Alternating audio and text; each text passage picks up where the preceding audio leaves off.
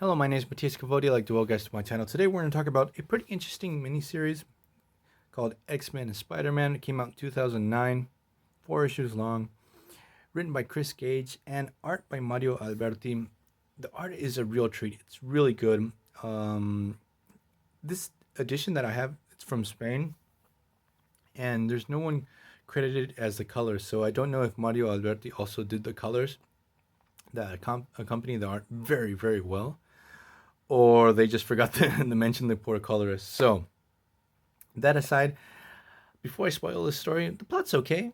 It's interesting. They sort of tie together a little bit more the X-Men and Spider mythos through one villain who's Craven, one of my favorite Spider-Man villains, and how Craven's history is tied to Mr. Sinister. Because what we discover in the story is sort of that the fact that Craven was used by Sinister to get genetic material of the X-Men, and sort of like a new and interesting angle to this particular classic Spider-Man villain. So, in the first story, and also each issue takes place in a different decade. The first one is like late 60s, early 70s. The second one is mid 80s. The third issue takes place in the 90s, and the last one early 2000s. Really cool to see how the relationship between the X-Men and Spider-Man has grown over the years and evolved. In this first issue, Craven on national television tells the world Spider-Man's a mutant, and the X-Men try to find Spider-Man because they know he's not a mutant. This was established previously that he wasn't, but to sort of give him a hand because they know that a lot of people that don't like mutants are going to start gunning after Spider-Man, try to take him down. So the X-Men end up in the traditional spot where Spider-Man's seen or tends to socialize when he's Peter Parker, the coffee bean. There, they are attacked by Craven, who hunt them down. He's teamed up with the Blob. So we get some pretty cool action. And here, as I said before, Craven uses his fighting skills and very sharp weapons to be able to extract genetic blood samples actually from each one of the X-Men during this battle. Then he goes and gives it to Mr. Sinister. And as I said before, the art is just really, really good, and there's a ton of beautiful details. So the next issue cuts to the 1980s. This is post Mutant Massacre. Spidey is wearing the black costume. This is after Craven commits suicide. So Spidey actually breaks into Craven's house to see if Craven left anything written down about Spidey's secret identity, because Craven knew he was Peter Parker.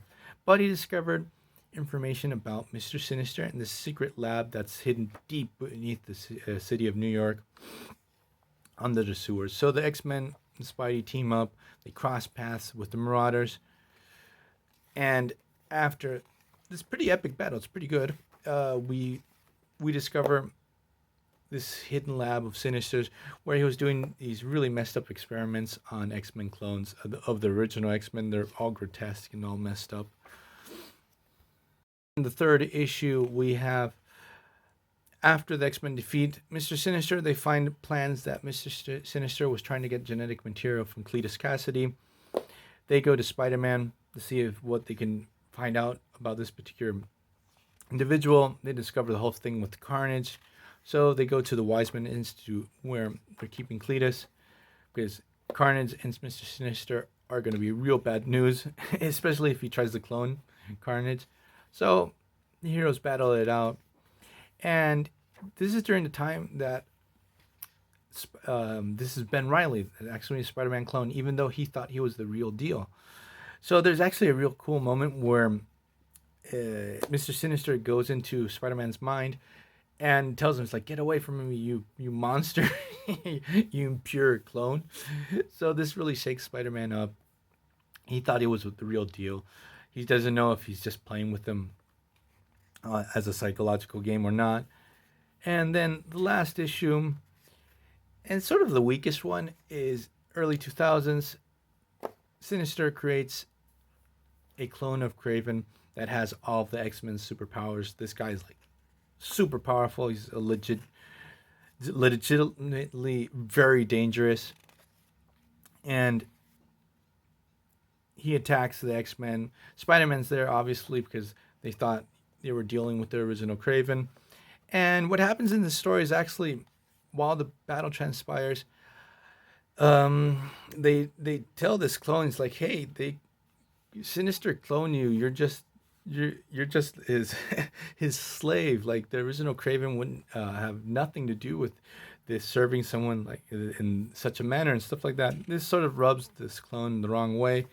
He gets pissed off after totally obliterating the X-Men and Spider-Man. He just disappears and starts attacking Mr. Sinister, and the story sort of ends there. So it doesn't end in a good way, but the rest of the story itself, seeing the evolution of Spider-Man and the X-Men, the relationship, it's pretty cool. Cool. It's well done. So, hope you guys like this video. See you guys next time. Bye.